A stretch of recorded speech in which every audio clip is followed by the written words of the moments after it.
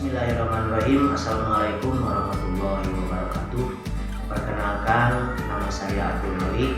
Saya guru mata pelajaran Pendidikan Agama Islam dan Budi Pekerti di SMPN 1 Pematikan Kabupaten Garut, sekaligus mahasiswa PPG dalam jabatan kategori 2 angkatan 2024 di Universitas Islam Negeri Sunan Gunung Jati Bandung dengan nomor NIM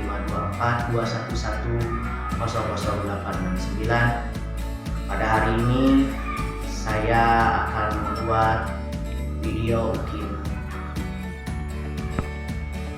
Pada hari ini saya akan membuat video UKIM sebagai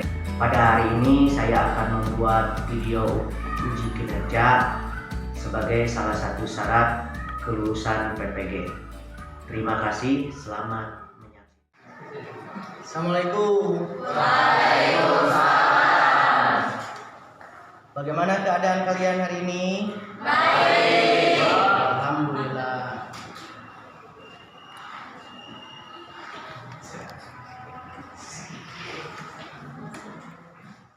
Selanjutnya, sebelum belajar, Bapak minta kepada KM-nya untuk mempersiapkan atau memimpin doa. Siap. Sebelum belajar kita baca doa. Baca doa mulai.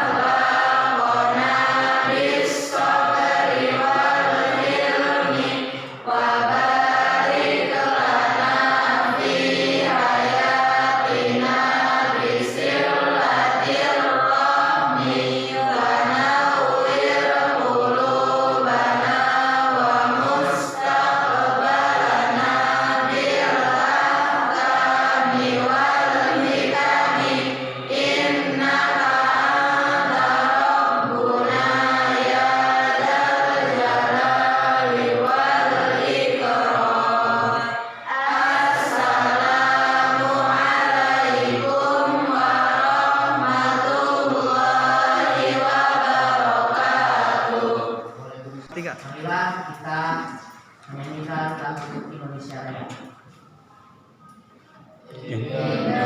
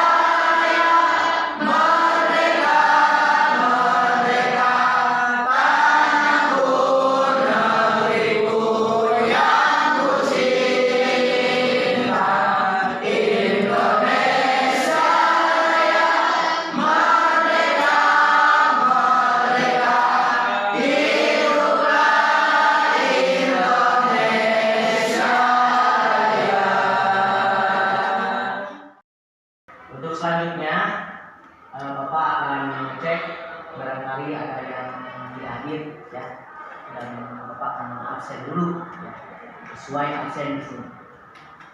Untuk Abdal Baraah, Alvira, Sakit. sakitnya. Kenapa sakitnya? Sakit ya? Ada suratnya? Tanpa keterangan. As'ad Najibur Rahman, Awaliyadini, Aznira Alisabelpa. Oh, tidak hadir ya. Sipa, Dede Septian, Diandri Diandira Abdi, Dini Najwa Nur Farida,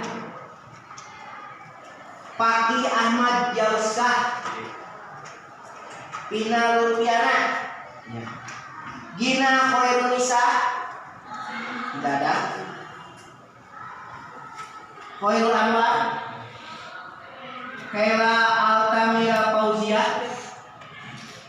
Lutfa Zianolia, ya. Muhammad Alif Sofian, tidak ada. Ya. Muhammad Najril Ilham, sakit. Muhammad Reipatio.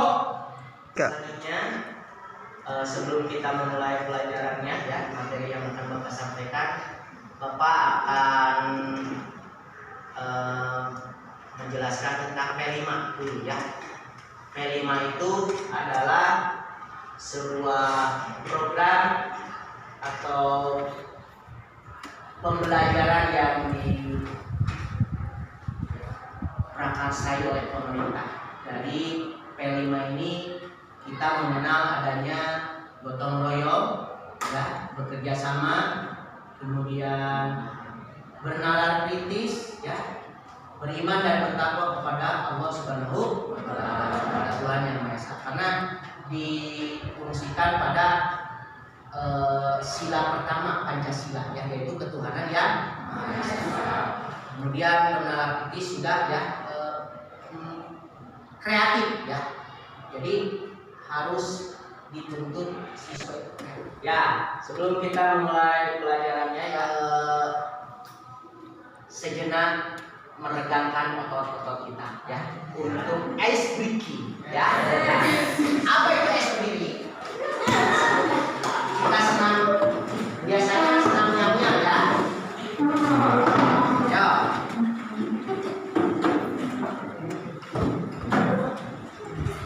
Gas ya.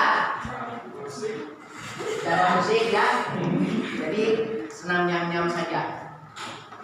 Nyam nyam nyam nyam yapi, nyam nyam nyam nyam yapi, hore hore hore ho, hore hore hore ho. Bisa ya? Nyam nyam nyam nyam yapi, hore hore hore ho, hore hore hore ho. Bisa? Bisa. Ya, mulai 1, 2, 3. Nyam nyam nyam nyam nyam nyam nyam nyam yapi yapi, hore hore hore ho, hore hore hore ho, hore hore hore ho. Nyam nyam nyam nyam nyam nyam nyam nyam yapi yapi, hore hore hore ho, hore hore hore ho, hore hore hore hore. Cepat. Nyam nyam nyam nyam nyam nyam nyam yapi yapi yapi yapi, hore hore hore ho, hore hore hore ho, hore hore hore ho. Nyam nyam nyam nyam nyam nyam nyam yapi yapi, hore hore hore ho, hore hore hore ho, hore hore hore ho. Ya. Ya, tepuk tangan, silakan duduk kembali. Supaya kalian itu senamnya fokus ya. Jadi senam melatih kefokusan Anda. Ya, paham semuanya? Oke, anak-anak, sebelum Bapak menjelaskan materi yang akan Bapak jelaskan mengenai menghadirkan sholat dan zikir, kalian harus tahu dulu tentang tujuan pembelajarannya dulu. Tujuan kalian pembelajarannya adalah kalian mampu bisa menelaah makna sholat dan zikir dalam mencegah perbuatan keji dan munkar. Kemudian Yang keduanya, kalian dapat menjabarkan contoh-contoh perilaku takwa sebagai wujud dari pemaknaan sholat dan zikir dalam upaya mencegah perbuatan keji dan terlihat di lingkungan sosial. Kemudian poin yang ketiga, kalian bisa membuat sebuah karya ya atau project berupa quote, poster atau video. Kalau quote ya yang akan sekarang Bapak bahas, yaitu kalian harus bisa membuat quote atau kata-kata bijak ya. Bagaimana kalian mengajak terhadap masyarakat lingkungan sosial tentang sholat. Bagaimana mengajak sholat itu ya untuk berbuat kebaikan, sholat kepada Allah Subhanahu wa Ta'ala. Bagaimana mengajak zikir dan sebagainya. Jadi kalian buat sebuah quote ya. Setelah Bapak menjelaskan tujuan pembelajarannya, kalian harus bisa mencapai tujuannya apa? Kalian bisa menjelaskan fungsi dan arti sholat, zikir dalam secara mendalam. Kemudian kalian juga bisa memahami ya dengan jelas bagaimana sholat dan zikir. Sebelum Bapak akan membahas tentang menghadirkan sholat dan zikir dalam kehidupan, Bapak akan mengulas kembali materi yang sebelum-sebelumnya Bapak sampaikan, yaitu Asmaul Husna. Dari Asmaul Husna itu ada beberapa hal yang kalian harus ketahui, bahwa di dalam Asmaul Husna itu, di 99 Asmaul Husna itu bukan hanya sekedar kalian itu hafal saja 99 Asmaul Husna, tapi bagaimana menerapkan dari 99 Asmaul Husna itu dalam kehidupan sosial. Ya, tentunya kalian sudah mengerti ya bagaimana Asmaul Husna itu dimulai dari Ya Rahman, Ya Rahim, Ya Malik, Ya Kudus ya, sampai kepada yang terakhir ya. Nah, setelah Bapak menjelaskan tentang materi sebelumnya yaitu Asmaul Husna, Bapak akan mengulas kembali, mungkin Bapak akan memberikan pertanyaan pemantiknya ya. Bagaimana kalian mungkin tahu ya apa yang dimaksud dengan Asmaul Husna? Nama-nama yang baik Allah, ya Allah Subhanahu wa Ta'ala, atau nama-nama yang indah ya. Kemudian hikmah dari Asmaul Husna itu sendiri apa? Ada yang tahu jawabannya? Ya. Gimana? Agar kita mengenal Tuhan kita. Agar kita bisa lebih mengenal dan lebih dekat kepada Tuhan kita, yaitu Allah Subhanahu wa Ta'ala.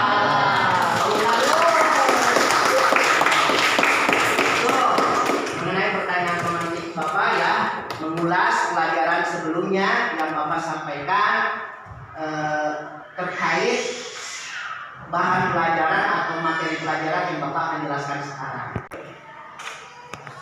Nah, untuk sekarang materi selanjutnya yang akan Bapak bahas yaitu tentang materi di bab 3, yaitu menghadirkan sholat dan zikir dalam kehidupan. Apakah dari kalian semua barangkali ada yang tahu tentang sholat dan zikir? Sebelum Bapak jelaskan, barangkali ada yang sudah paham atau mengenal tentang sholat. Bagaimana sih sholat itu? Bagaimana sih zikir itu? Tidak ada. Ya, coba Ibadah. sholat itu ibadah, ya. Wajib Pak, wajib. Sholat itu wajib, ya. Betul. Ada lagi yang lain? Doa. Sholat itu doa, ya. Ada lagi yang lain? Terkait mengenai tentang sholat, bagaimana? Hah?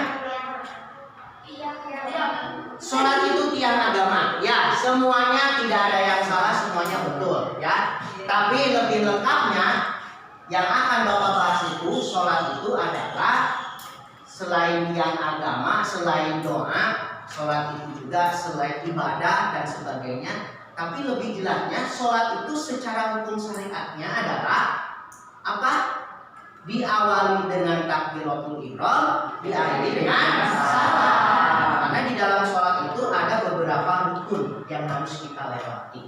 Di antaranya bukan takbiratul ihram saja, ada iktidal, ada ruku, ada sujud, ada tahiyat awal, ada tahiyat akhir, kemudian salam dan sebagainya. Kemudian bacaan-bacaannya juga kita harus tahu ya. Bacaannya apa saja? Di antaranya bacaan-bacaan seperti Al-Fatihah, doa iftitah ya, surah-surah pendek yang ada di dalam Al-Qur'an ataupun surah panjang ya. Kemudian apalagi bacaan subhana rabbiyal azimi gitu ya di dalam bacaan ruku. Kemudian bacaan tahajud sujudnya apa? Subhana rabbiyal ya. Dengan materi yang akan Bapak sampaikan hari ini, kita lihat di PowerPoint-nya saja. Ini ya, tentang sholat, yaitu kalian tentu sudah tahu bahwasanya agama itu merupakan sebagai fondasi ya, betul apa yang dikatakan tadi oleh siapa bahwa sholat itu tiang agama ya, merupakan tiang agama, maksudnya adalah sholat sebagai pilar penyangga mengokohkan keimanan. Kemudian zikir dimaknai dengan menyebut atau mengingat Allah Subhanahu wa taala. Oleh karena itu zikir dapat menenangkan hati. Selanjutnya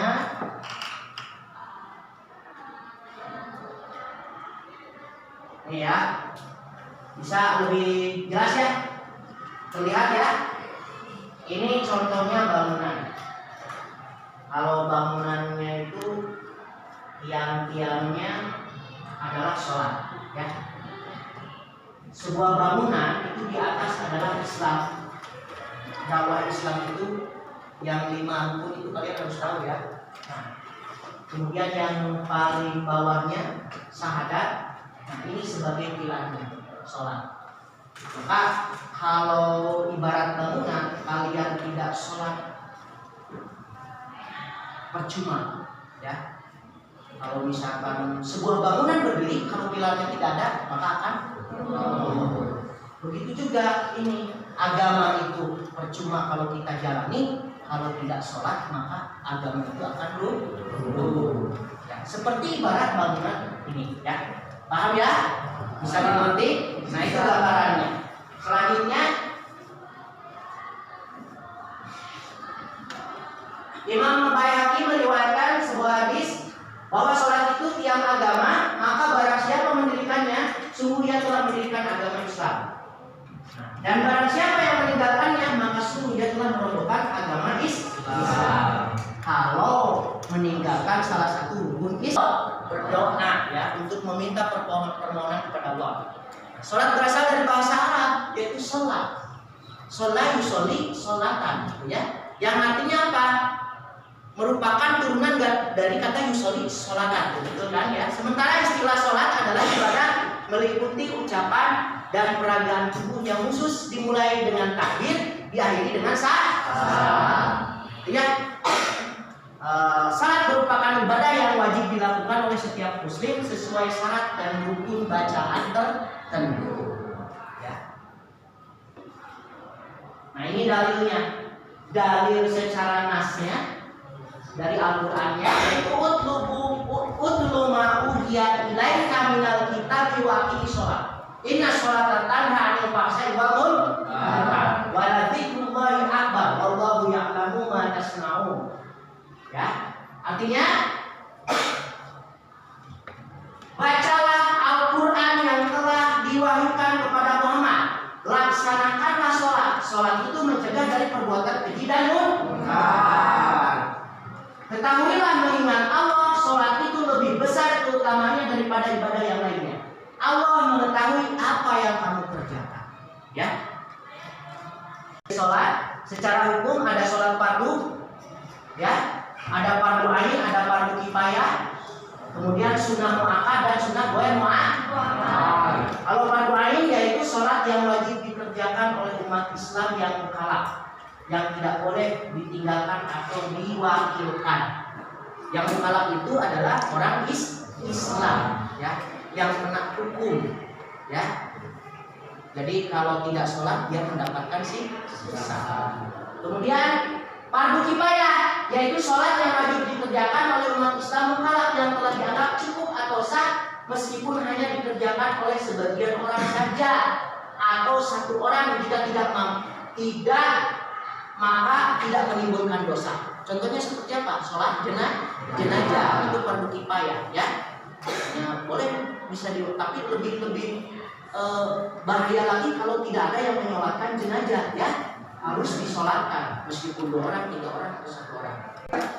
Oke, setelah Bapak sudah menjelaskan semuanya mengenai sholat dan zikir dalam kehidupan, sudah jelas, yaitu Bapak akan memberikan LKPD. Apa itu LKPD? Lembar kerja peserta didik. Yaitu untuk kalian, Bapak akan memberikan tugas. Yaitu, oke, untuk selanjutnya Bapak akan langsung saja membagikan lembar LKPD. Silakan kerjakan, ya. Baik, Pak.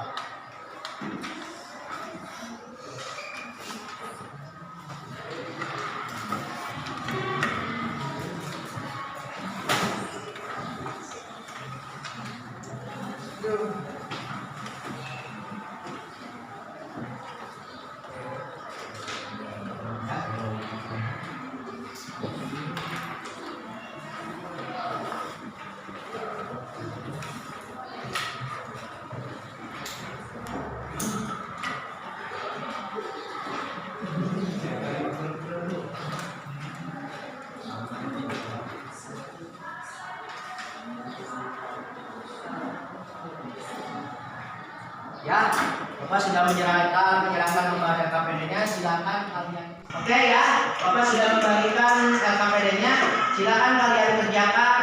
Waktunya 5 menit. Dimulai dari sekarang. Silakan.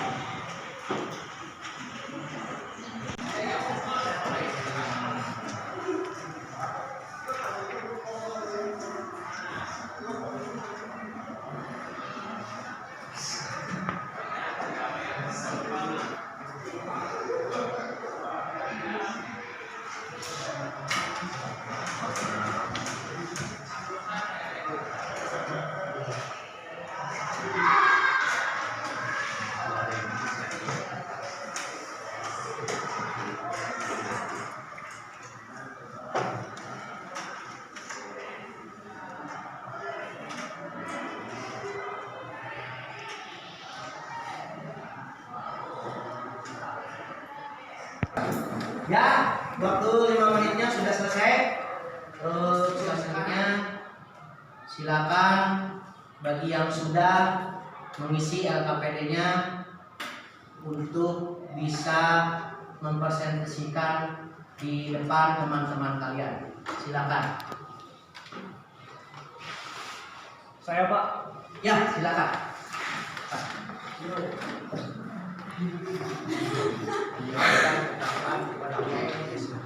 Bagaimana seperti yang kita lihat, soal yang pertama adalah bagaimana cara meningkatkan ketakwaan kepada Allah Subhanahu wa taala. Sudah tentu kita tahu jawabannya karena kita semua adalah Islam. Jawabannya adalah sholat dan zikir. Karena sholat adalah ibadah dan zikir adalah cara bagaimana kita mengingat Tuhan. Oleh karena itu, marilah kita sholat dan zikir. Karena dapat meningkatkan ketakwaan, juga dapat menunjukkan bahwa kita bukan hanya Islam KTP, tapi kita benar-benar Islam. Apakah itu seperti itu, Pak? Ya, bagus sekali. Tepuk tangan ya. Luar biasa ya. Mantap dan jawab. Untuk selanjutnya kesimpulannya adalah bahwasannya sholat itu adalah tiang agama dan sholat diibaratkan sebagai bangunan dan pilarnya adalah sholat. Ya. Barangkali kalau sholatnya ditinggalkan, ibaratkan sebuah bangunan, maka akan rubuh bangunan tersebut. Begitu juga agama Islam, kalau sholatnya kita tinggalkan, maka agama juga akan rubuh. Ya. Kemudian zikir itu harus senantiasa. Di setiap saat, di setiap waktu kita harus senantiasa mengingat Allah Subhanahu wa Ta'ala. Dimanapun kita berada atau suasana bagaimanapun kita tetap ingat kepada Allah. Karena salah satu yang sudah Bapak sampaikan tadi di dalam hadis Sunan Al-Baihaqi, bahwasanya senantiasa kita mengingat Allah sama seperti kita itu mengingat akan hidup dan matinya kita pasti akan selalu ingat kepada Allah Subhanahu wa Ta'ala. Mudah-mudahan kita semua diberikan rahmat, kasih sayangnya, ampunannya oleh Allah Subhanahu wa Ta'ala kepada kita semua. Amin. Dan semoga yang sudah Bapak sampaikan mengenai materi menghadirkan sholat dan zikir dalam kehidupan menjadi sebuah benteng untuk kalian, supaya kalian lebih beriman lagi dan lebih bertakwa lagi kepada Allah Subhanahu wa Ta'ala. Ya, semuanya sudah jelas ya, sudah disampaikan. Sebelum kita menutup pembelajarannya, alangkah baiknya kita berdoa yang sudah belajar dipimpin oleh KM. Silakan.